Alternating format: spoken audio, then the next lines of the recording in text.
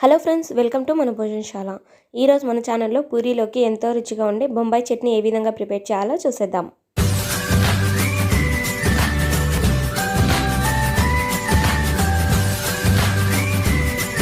ముందుగా బొంబాయి చట్నీ ప్రిపేర్ చేయడానికి కావాల్సిన పదార్థాలండి. 2 ఉర్లగడ్డలు ఇలా చిన్నగా కట్ చేసి తీసుకోండి.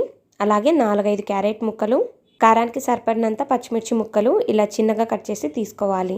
అలాగే 2 మీడియం సైజ్ ఉల్లిపాయలని కూడా ఇలా చిన్నగా కట్ చేసి తీసుకోండి. ఇప్పుడు ప్రెషర్ కుక్కర్లోకి కొద్దిగా ఆయిల్ వేసుకొని ఆయిల్ మంచిగా వేడెక్కిన తర్వాత తిరువాత గింజలు వేసి కొంచెం చిటపట్లానివ్వండి. ఇవి కొంచెం వేగిన తర్వాత కరివేపాకు, ఎండుమిర్చి వేసి కొద్దిసేపు పాటు వేయించండి. ఇవి ఇలా వేగిన తర్వాత ఇందులోకి కట్ చేసుకున్న ఉల్లిపాయ ముక్కలు వేసి 1 నిమిషం పాటు అలా మిక్స్ చేసి ఇక ఇందులోకి మనం ముందుగా కట్ చేసుకున్న వెజిటేబుల్స్ అన్నీ కూడా యాడ్ చేసుకొని ఇలా అంతా ఒకసారి బాగా మిక్స్ చేసుకోవాలి.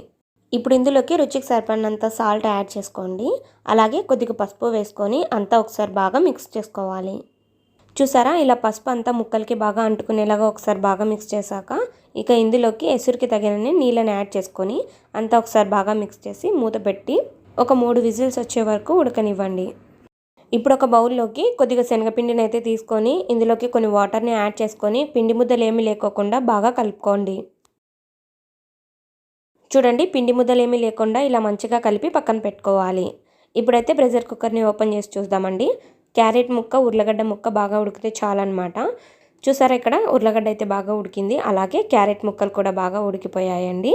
ఇక ఈ టైంలో మనం ముందుగా కలిపి పెట్టుకున్న శనగపిండి మిక్స్చర్ని కూడా యాడ్ చేసుకోవాలి. ఇక ఇలానే కలుపుతూ ఈ బొంబాయి చట్నీ కొంచెం దగ్గరకు పడే వరకు ఉడకనివ్వాలి. ఇలా కలుపుతూనే ఉడకనివ్వండి, లేకుంటే మనం శనగపిండి వేసాం కాబట్టి ఉండలు కట్టే అవకాశం ఉంటుందంట. సో అందుకని ఇలానే కలుపుతూ ఉడకనిచ్చుకోవాలి. కొంచెం దగ్గరకు వచ్చిన తర్వాత స్టవ్ ఆఫ్ చేసి కిందికి దించుకోవాలి. చూసారండి, ఇలా కొంచెం లూజ్ కన్సిస్టెన్సీలో ఉన్నప్పుడే స్టవ్ ఆఫ్ చేసి కిందికి దించుకోండి. ఎందుకంటే చల్లారిన తర్వాత ఈ బొంబాయి చట్నీ అనేది గట్టి పడిపోతుందన్నమాట. సో అందుకని మరీ గట్టిగా అయ్యేంత వరకు స్టవ్ మీద పెట్టి ఉడకనిచ్చామనుకోండి, కిందికి దించిన తర్వాత మరీ కొద్ది గట్టిగా అయిపోతుంది. చెప్పాను కదండి, బొంబాయి చట్నీ చల్లారిన తర్వాత కొద్దిగా గట్టి పడుతుందనేసి. ఇలా ఉంటుందన్నమాట చల్లారినాక. టేస్ట్ అయితే చాలా బాగుంటుంది పూరీలోకి. తప్పకుండా ఒకసారి ట్రై చేయండి. ఓకే ఫ్రెండ్స్, మరి రెసిపీ నచ్చినట్లయితే ఒక లైక్ చేసి మరిన్ని ఇలాంటి టేస్టీ రెసిపీస్ కోసం మన ఛానల్ని ప్లీజ్ సబ్స్క్రైబ్ చేసుకోండి. Thank you all.